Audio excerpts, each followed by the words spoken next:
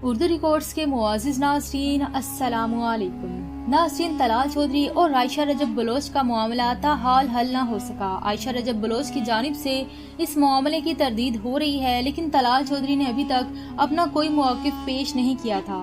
जब पुलिस तलाल चौधरी का बयान लेने के लिए अस्पताल पहुंची तो तलाल चौधरी पहले ही अस्पताल से फरार हो चुके थे।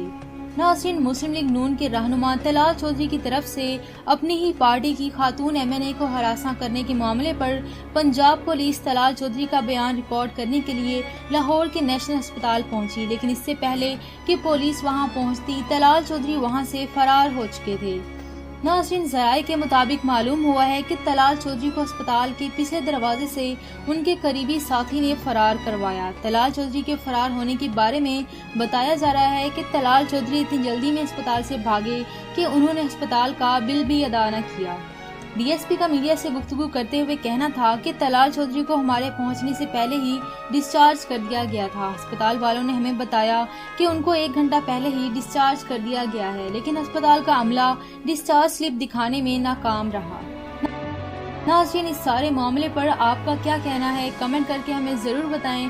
वीडियो पसंद आई तो वीडियो को लाइक करें, अपने दोस्तों से शेयर करें और मज़ीद ऐसी मालूमाती वीडियोस देखने के लिए हमारा चैनल उर्दू रिकॉर्ड सब्सक्राइब कर लें। मिलते हैं अगली किसी वीडियो में, तब तक के लिए अल्लाह हाफ़िज़।